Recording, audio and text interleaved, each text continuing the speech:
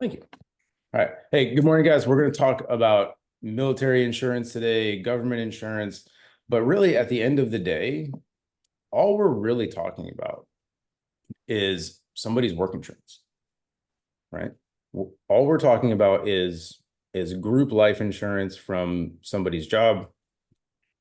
And let me ask you really quick, when you're trying to help someone see value in terms of our product, are you trying to get them to replace their group insurance at work? Is that ever your goal, right? Are you ever trying to do that?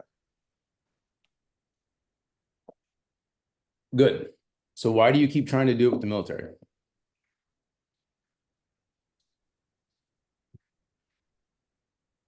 Quit. Don't do that.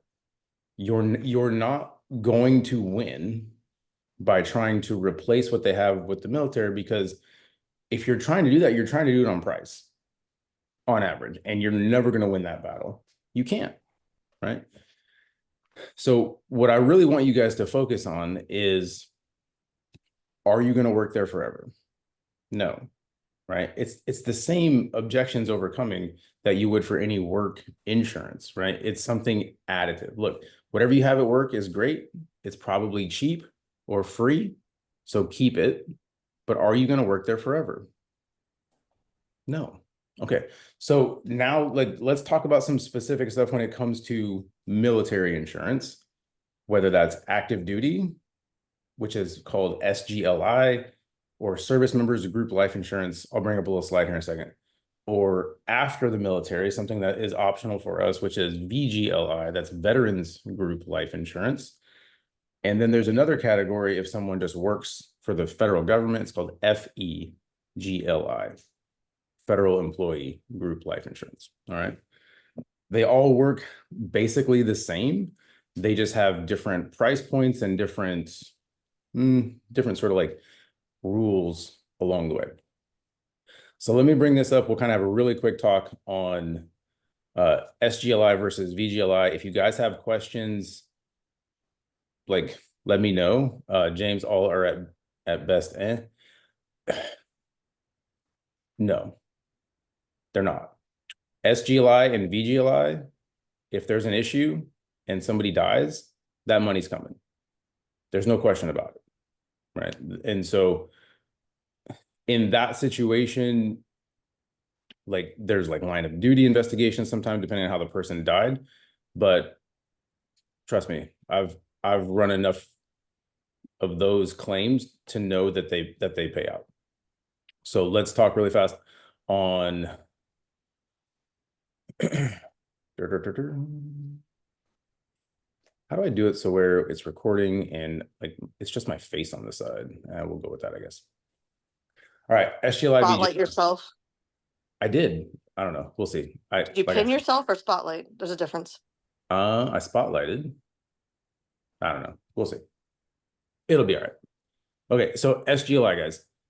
Anybody that's in active duty military qualifies for SGLI, right? It's automatic. There's no like approval process. It doesn't matter in terms of your age, sex, tobacco, non-tobacco, any prior medical condition. Everybody gets it. It's a set price. It goes in increments of 50,000 up to 500,000. And I wrote 30 on there. I think this was an only, I think it's like $35 a month now because it goes all the way to 500,000. It used to only go to 400. All right.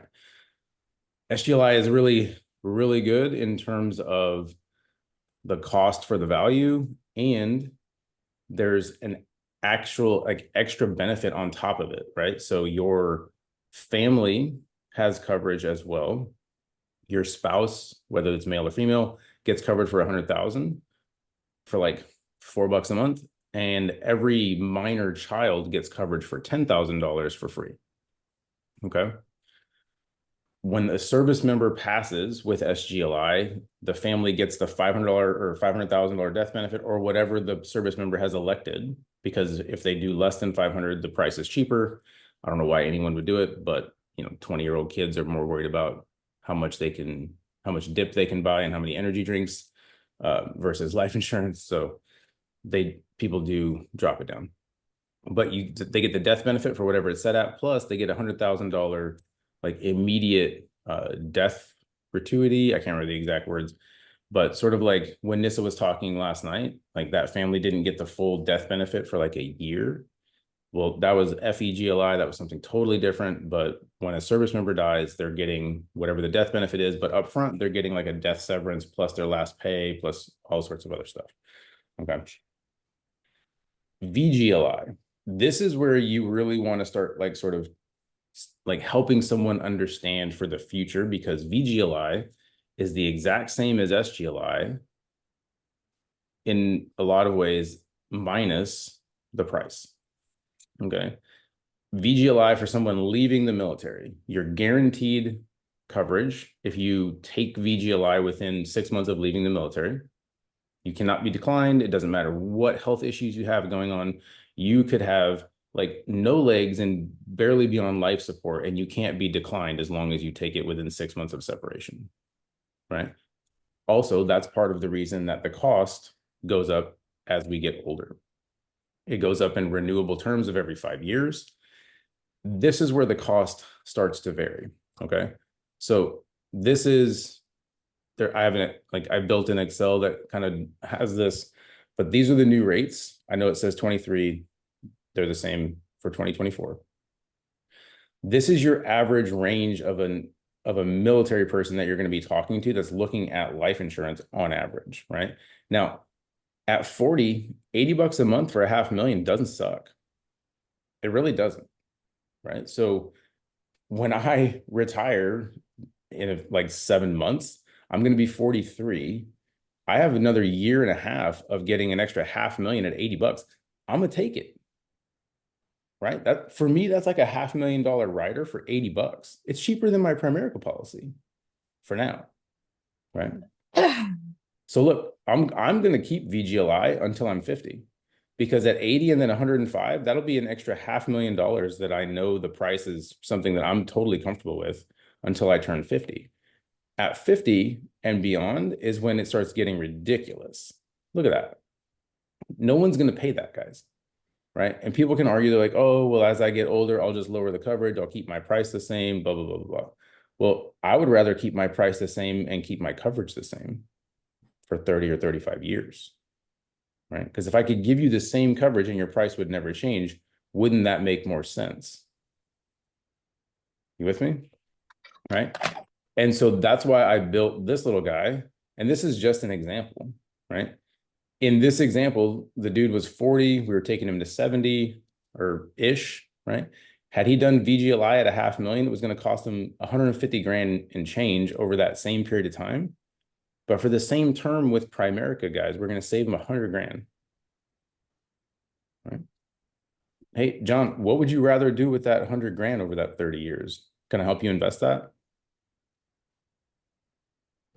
Beautiful, right?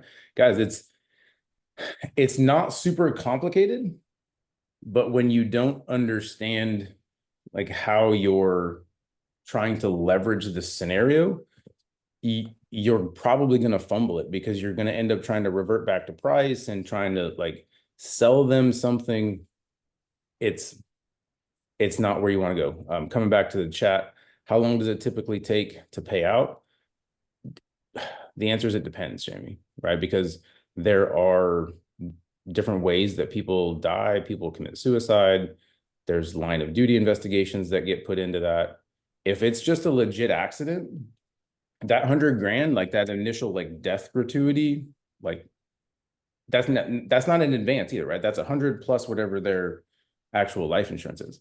That's probably paying out within 10 days, right? As soon as the actual like police reports or whatever is needed are processed, death certificate, that goes pretty fast. Then the rest of it comes like, I don't know, probably a couple weeks. And along the way, that family member is going to have like a support system in two means, right? They're going to get a CNO, which is a casualty notification officer. That's like the knock on the door, guys in suits, sorry about your loss kind of thing. And then they get what's called a CAO. It's a casualty assistance officer. And that's someone that's a service member, usually from the unit, that is there to help that family through the entire process. They're sort of like the intermediary between the family and the government. That way the family can focus on grieving, and that soldier and that service member can help them through that process.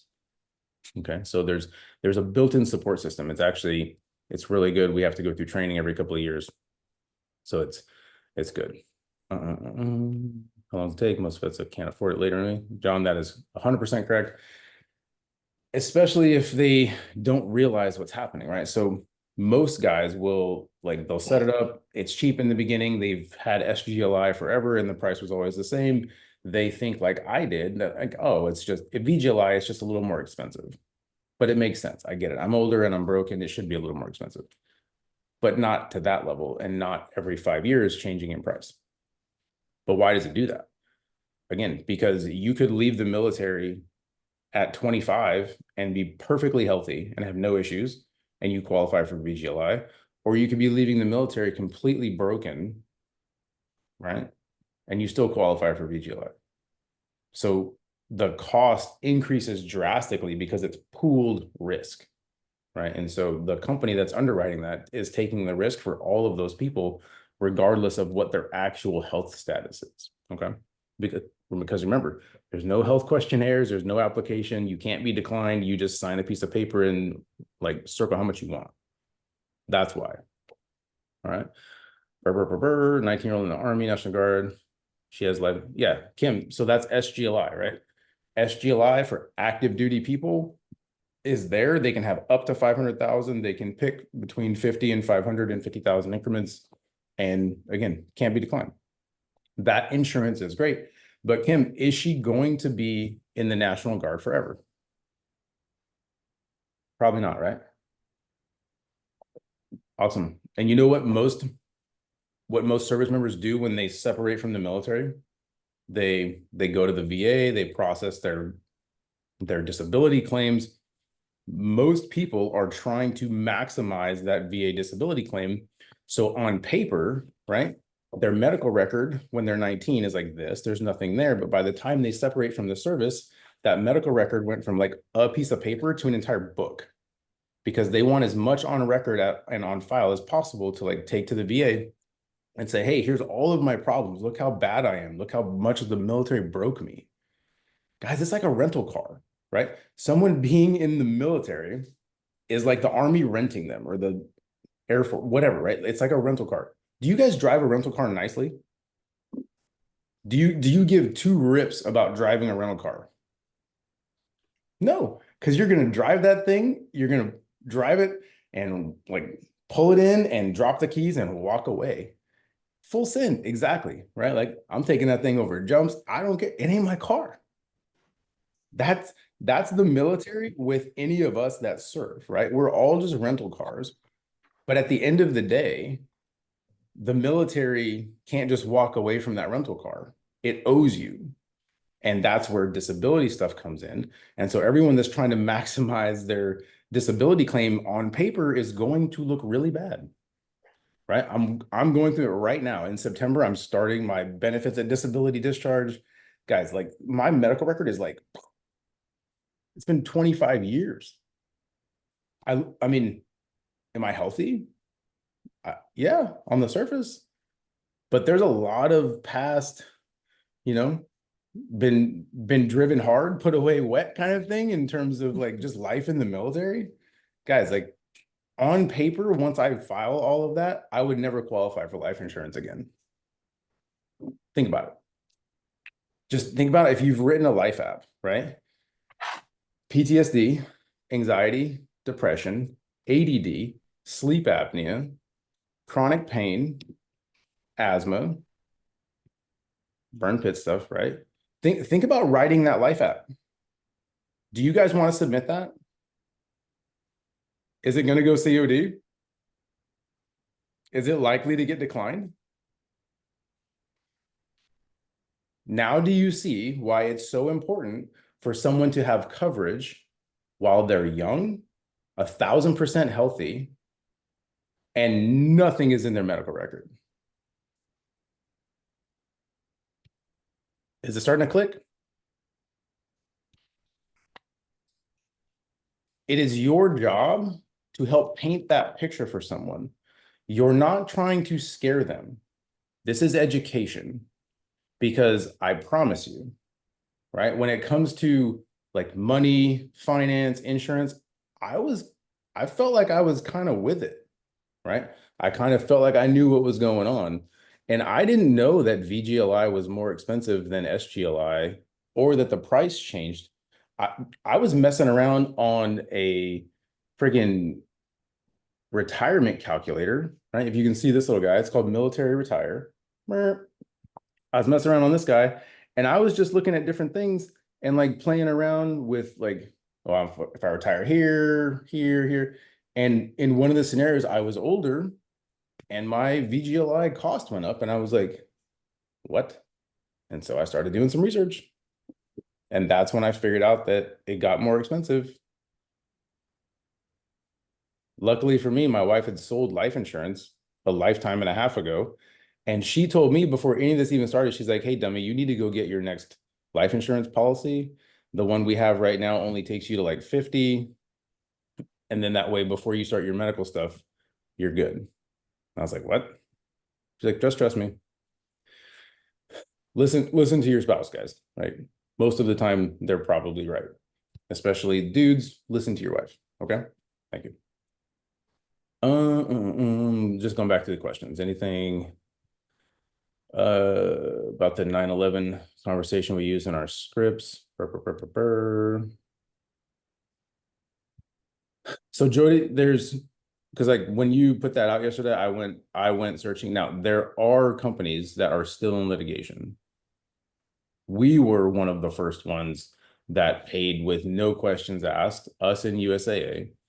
You are correct though. Like over time, the insurance companies like swapped over and said, we need to just sort of make this right.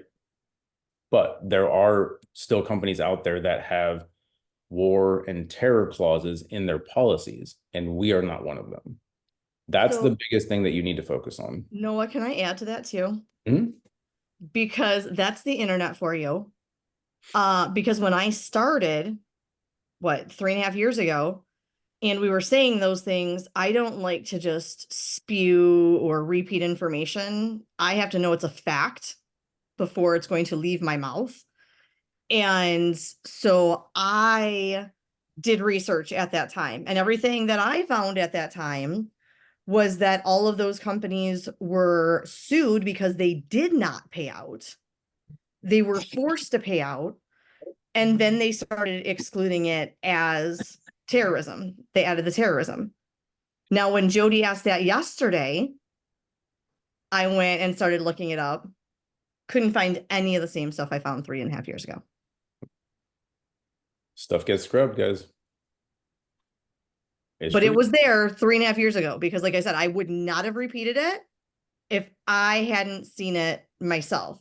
And everything I was finding was that those companies had denied it. They were sued. The courts declared it an act of terrorism.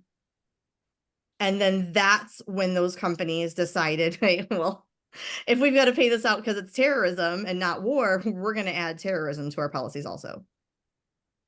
None of that information could I find yesterday when Jody asked that.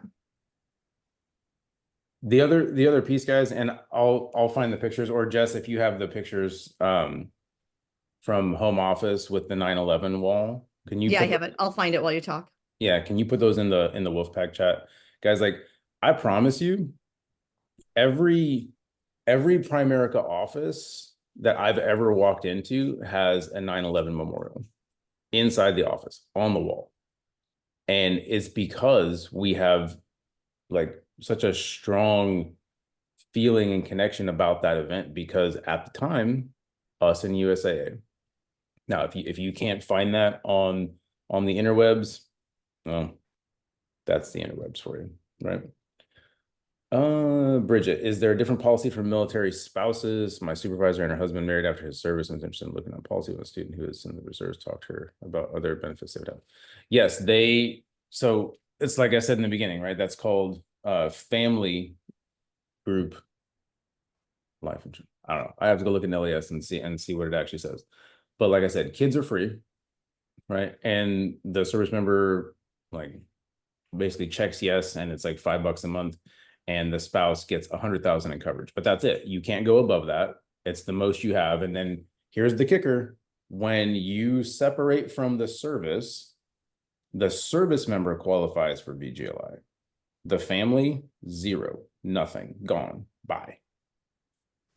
Zero, right? There is no family group life insurance anymore when a service member transitions to VGLI, because none of those people are veterans. Wouldn't it make sense to have something to where your spouse and your kids are covered and the price never changes no matter what? And everyone's got guaranteed insurability forever in the future. God forbid something happens medically and you get stage 99 cancer. Wouldn't it be crazy if you got some sort of like crazy disease and lived, and 30 years later you still qualified for life insurance? You could never be declined for any reason medically. And since you're so young and healthy, you would actually carry that preferred health rating forever. How crazy would that be? Could you imagine getting a preferred health rating if you had diabetes, cancer, you maybe had a few heart attacks and a stroke? Well, that's primary for you. We'll just apply and see how it comes back. Who do you want your beneficiary to be? That's it, right? That's it. What else? What else? What else? All right. What other specific question? Did anybody have any other specific questions? Was there something I missed? Something that you guys need more explanation on? Something that's fuzzy? You can throw it in there, put it in the chat. You can unmute yourself, whatever makes the most sense. Noah. Yes, ma'am. Derek had said, so we live, I think both of us live pretty close to the VA call centers here in Oklahoma. So what is theirs compared to, and the VA hospital? So they are, you know, oh gosh, don't my I can take it off if you want me to. What are we talking about with their retirement? Because I was kind of going along the same lines of what we had learned with the SGLI and the VGLI. So what are they? So anyone that works for the federal government has what we call FEGLI, and that is based on a like income and cost gradient in terms of how much they qualify for, how much they want. And they can add more, but again, I believe it caps. I haven't done a whole lot with FEGLI. I'll Google it and do some research and put some other stuff out there, but it's basically the same. And then when they separate, they transition to VGLI as well. And so during active service, somebody that works for the federal government has FEGLI, just like a service member has SGLI, right? Same. Price is just based on how much they want, what they're currently paying, and that sort of thing. And then when they transition, it moves to the same situation as VGLI. So still going to explode in price. Eventually it will increase over time. It's still renewable term, essentially, right? And in 5-year increments. Mm-hmm. Thank you. Yep. Process. It's processed and priced the same as VGLI. That is correct. I haven't written a military policy as a quick quote. Have a specific question for military that give a discount. No, there's no military discounts, Eileen. The only thing different when processing a military policy is you just put in their rank and grade in terms of the whatever their rank and grade is, and then you would at the end. I'll let you go, Danielle. And then at the end, you will have one other piece of administrative paperwork. Lucky for you, it's already built into the DocuSign apps now.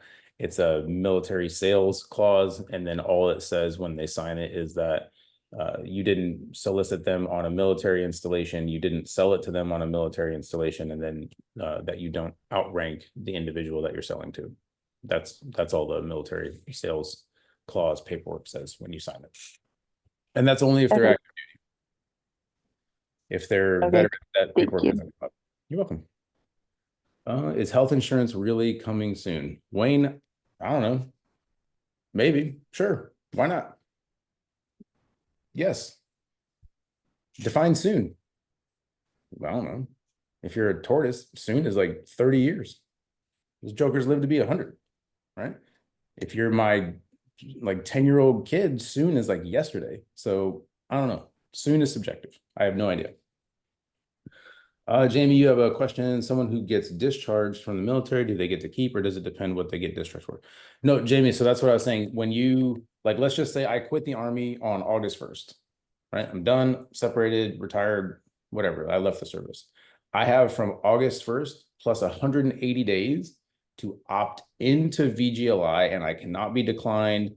It doesn't change in price. It's purely based on age, okay? It has nothing to do with my health, gender, whether I use tobacco or not, whatever diseases or issues I have, none of that matters as long as you opt in within that 180 days. You can't be declined. Is there After a cap on the no amount guarantees. of coverage you can get? Oh, you got to always know that Andy's out there lurking. Is there a cap on the amount of coverage so you can switch? But do they cap you on how much coverage you can get? So you can't get like more, but do they cap you on what you already had existing, or how does that work? Nope, you can take as much as you want, but the cap is $500,000. You can't go above $500,000. So that's one of the biggest things I would tell everybody, even with people fighting other term policies and stuff like that, that mobile F&A tool is a huge deal to be able to show people a shortfall in insurances, right? Because if you understand that they only get a certain window, but then you also understand that you're capped out no matter what at $500,000. And if you have a tool in your Primerica POL that shows them that they have a need for way more than $500,000, it's an easy close every single time. I just want everybody to understand that, right? So, what a lot of people always do, whether they have somebody that had a term policy or whatever, whether it's VGLI, GLI, or whatever the hell it is, or a different term policy, they think, well, I can't beat the price. They're like, well, no shit, you can't beat the price because they got that term policy 15 years ago. They were 15 years younger, right? And I'm telling you guys, one of the easiest things I want it just burned in your head is everyone always does not have enough life insurance coverage, right? So just know that's a huge nugget there from Noah, that the cap and the most amount of coverage you can get leaving, even if you take it with you, it's going to be based off the age that you're at right now. But even if you got stage 27 bronchitis, you're still going to get covered. But it's based off the age you're at currently, which he's about to show you a chart. But the maximum you can get is $500,000. If you know that, you can always go back to your mobile F&A and show them that with their income, with their benefits from the military, and with their current housing situation and bills and stuff like that, how much coverage you actually have. And I guarantee you there's going to be a lapse of coverage, or a shortfall, I should say, of coverage every time. What I've always done, Noah, is first I get them in the door, and then I go back for other stuff later. That's like, Noah, you got a little baby tinky policy when you first came on, right? I didn't push you into that, but you got it. And then you went back on your own once you saw value and you increased it. That's literally what I do with everybody. So I want everyone to just remember that's a huge nugget from Noah, is the most you can get is 500,000. It's based off the new price is going to be based off the current ages they're at. And then they're always going to have a shortfall. So instead of trying to get somebody to replace something that they don't really know how it works, it's much easier to get them to add on, cover the shortfall and the spread, and then come back later. Does that make sense, everyone? It's a big deal because I think a lot of people, you're always in like, you think you have to sell and overcome shit all the time. You don't have to do that. You have to show a shortfall. You have to show the need and show value. Make sense, everyone? Okay. That's all right, you, Andy. Sorry, no. Oh, you're I'm good, going man. back to the shadows. I'm going back to the shadows. I'm out. Yeah, all right. I'll unspotlight. Get out of here. So the other piece with that, guys, look, $500,000 sounds great, right? But 20 years from now, is $500,000 going to be the same $500,000 as it is today? No. VGLI is not inflation protected, right? The $500,000 stays the $500,000. SGLI is the same way. There's no increasing benefit rider built into that. It's not like COLA adjusted, right? $500,000 doesn't become like 500,000 times, 3% exponentially for X number of years since you took it, nothing, right? It's just 500,000. So knowing that, wouldn't it make sense to have something on top of it, on top of what you have currently? That's not going to change the price ever for the length of the term, right? Ooh, somebody had a question. Is there a type of coverage for veterans over 70? Yeah, VGLI. But do you think someone over 70, like, hang on. Do you think someone over 70 is ready to pay like these prices, guys? I mean, God bless. Now, they could have it, right? And they can have something. But look at this. For 500,000, that's $1,100 a month. I mean, let's just go down 678 for 300,000. I don't have the rest of the chart on here. Hang on. Here it is. God bless. Okay, here's your 70 to 74. I mean, yeah, for 10 grand in coverage, 23 bucks a month. That doesn't suck, right? It's better than nothing. But if they didn't take VGLI when they left, I don't know that they would qualify for it. I don't know that they can just opt in. I should say that there's no guarantee of acceptance and coverage if you don't opt in outside of that 180-day period from separating from the service. Does that make sense? So Noah, to show that chart again, because I want everybody to realize, and don't spotlight me, Jessica, or anybody else, okay? But I want everybody to realize it's the same concept. If you're looking at somebody that has an active life insurance policy or it's an active term, at the end of it, it's going to start to go up and usually switches to an annual renewable term, right? So even if let me give you an example. Okay, Noah is what? You're what, 43, Noah? Yes? Mm-hmm. Okay, so even if Noah's 43 and he's going to retire in 10 years for the same 500,000, right? He's like, no, I'm good. I'm all set right now, and I can take it with me when I leave. Right? And I'm saying, well, I understand that, Noah, but let me ask you, are you willing to be paying more than double what you're paying now in 10 years? So if we could show you a shortfall in your coverage and make sure I'm able to cover that gap for you and also lock in that price right now where that price isn't going to change for the next 35 years, is that something you'd be open to taking a look at today? It's the same thing if they've got another term policy. Let's say you've got somebody this is what we have with Tyler. Tyler's got a client that they got a term policy, Noah, 20 years ago, and it's getting ready to come up in 5 years. Well, they got $1 billion of coverage for nickel.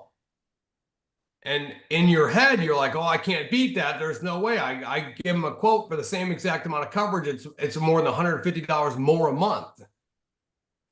But you don't fight that. You fight at the end of the term. You fight at the end of them leaving the military, right? Because it's still going to go up by age. So let me ask you, if we could lock in a lower price now and cover any kind of a shortfall of coverage and get you guaranteed insurability forever, is that something you would see value in? See that, everybody? You got to show the value all the time. Most people freak out because it's just like, it's not always going to be a lay down where you get 10 times more coverage for a nickel less a month. You gotta know how to talk to people. Okay. Now I'm going to go back in the shadows again. I'm just going to hang up. Back to lurking. No, it's good. You always got to know, like, if you're running a meeting, guys, you always got to know Andy's lurking, and it's not a matter of when, or it's not a matter of if, it's just a matter of when he's going to pop in and like a panther. It's good. I love it. What about a widow of someone who's in the military? No, like, they don't get anything. Sorry. I mean, hopefully they get the life insurance because their dude that died or their spouse that died had coverage, but they themselves are not guaranteed any coverage in terms of life insurance. And wait for it, neither of the kids. Neither of the kids, right? That piece right there, guys, is one of the most powerful things that you can sort of leverage with military clients, because they don't know that. No one's talking about that. Like, our transition teams at different installations and posts, some are good, some are somebody that got hired yesterday handed a book and said, read this to the people that show up to the meeting. They don't know what the hell they're talking about. And it's a freaking travesty. And that's literally what got me like so fired up in the beginning in this business. And that's what pushed me to like go basically like recruit the world and sort of, you know, let everyone know about what is actually going on. Even dishonorable discharge, yeah, just like any sort of separation from the military, like that piece of it is not like denied to you, Danielle. Any other questions? Is that something you would see about? Yes, it would. I'm sorry, I don't mean to. Okay, bye. If the VA gives them 100% disability without effect qualifying through Primerica, yeah, big time. Think about it. Guys, I literally just gave you that example. Like I just listed off like 7 or 8 things that I'm going to, and that's like just the tip of the iceberg, right? That doesn't include all of the other things that I've talked about. On average, most of your veterans that are separating, here's the list: PTSD, depression, anxiety, ADD, sleep apnea, real fast, right? We haven't even talked about any of the like musculoskeletal problems, chronic pain. Like I get injections in my back, in my knee. I don't take opioids, but that's still a chronic pain. I go to a pain center, right? Do you want to write the Life app that puts all of those things on there? And then God bless like the friggin' Milliman prescription history that's going to pop up. You Right. don't And want to think write that about, app. Derek, I want you to think about the questions. So now you know this stuff. Understand the concepts and learn the questions. Concept is before anyone leaves the military, they want to get on record as much shit as they possibly can because their benefits are as high as possible. They all know that. They know that's what they're going to do. However, you also have something called HIPAA. Everybody type in HIPAA in the Zoom chat. Because the second all that crap goes on their military record, it is now on their HIPAA record, and you cannot unsee that. So here's the question: how do I sell? How do I close using that information? Let me ask you, Noah, I know you're getting ready to retire and stuff like that. You're getting ready to go, all that stuff. If we could get you a insurance policy locked in right now before all that crap goes on in your record to get you the best possible coverage for as cheap as possible, wouldn't that make sense to lock it in now before you go through all the disability stuff? You mean like I can lock it in before I go do all Yeah, the once we have you a policy through Primerica, even if you got diagnosed with everything you could get, you're already in force with Primerica. That would never change. Wouldn't that make sense to lock it in now? Yeah, so like when I go do all that stuff, that's not gonna like Primerica's not gonna like come back and change my No. stuff. However, Noah, if you wait until after you start doing that, every single one of those things is going to go on your record, and the cost of your insurance, even if I can get you covered at that point, is going to shoot through the roof. Oof. Yeah. So good. Let's lock it in now. Who do you want as your beneficiary? Let's do Melissa. Can we do the kids? No. All right. I'm going to go again. I'm just going to hang up. Guys, that's it, right? And listen, like true story, I've had at least 10 friends come to me after they've retired and said, "Hey, like I never did this. I know you're in the business now. Can we get this going?" And I said, "Maybe. I hope. What's in your medical record?" And they're like, right. And they start tap dancing. I say, "Listen, if it's in your record, we got to put it on there. Otherwise, you're probably going to get declined for excluded medical history. So what we're going to do is we're just going to submit the app and we'll see how it comes back." Sound good? I wish you would have called me a year ago before you retired, right? Who do you know that's in that situation right now that's maybe a year to 3 years from retirement? Let's help them not be in your situation. Would that make sense? Awesome. Dude, like boom, referral. Now you've got a person that knows the value of what you're doing. They know what a precarious position that they're possibly in right now. And we all look out for each other, right? So let me go grab, these knuckleheads over here that are a couple of years behind me and make sure that they're not in my situation. Guys, the referral process is no different in anything else, right? Hey, Jessica, if this made sense for you today, who else do you know that could probably use some of this financial education, maybe learn some more about what we just helped you and Ben with? Awesome. Like I would be honored if you would pass me their information or link us up and let me help Frank and Mary and John and Susie and what guys, like that's how you move that along. That's how you move that along. And if their beneficiary that they're listing is not their like immediate spouse that you're on the appointment with, here's a pro tip. Hey, Jessica, would you do me a favor? I know we listed your sister Laura as your primary beneficiary. Personally, I like to at least have a conversation with that person so they know, like, God forbid something happens, who to call and who to reach out to in that sort of situation. Would you do me a favor? Would you just send a text message with me and Laura, introduce me as your agent, and then I can let her know that God forbid something ever happened, that I'm the one that she should reach out to. Now you're building a relationship with the client. And oh, by the way, guess what? Right? It's good, but I'm always getting something. Now, when I go talk to Laura, hey, Laura, we just took care of Jessica and Ben. Is like, who's handling your guys' coverage? Who's doing XYZ for you financially? Who's setting up your retirement? Guys, just keep knocking them down. Like, I don't want to say it's easy because it's not. But if you're not asking for the referral, that's just as bad as not asking for the close. You have to put yourself in that position, and you have to like go forward into that, because that's what's going to move you along, right? Like, I'm not premium hopping. I'm not like just jumping from close to close. Like, that is a legit relationship building tool, but you will put yourself in a position to play in traffic, like Andy likes to say, because now you're in that sphere. And guess what? If somebody's sibling uses you as an agent, they should probably use you as well. I'm just saying, right? So is the coverage premium way higher for military personnel? Robin, take the app. They don't automatically pay a higher premium just because they're in the military. It's all still based on health and medical and height, weight, and all that stuff. Take the app. I've had numerous. So they're not in a different class. What?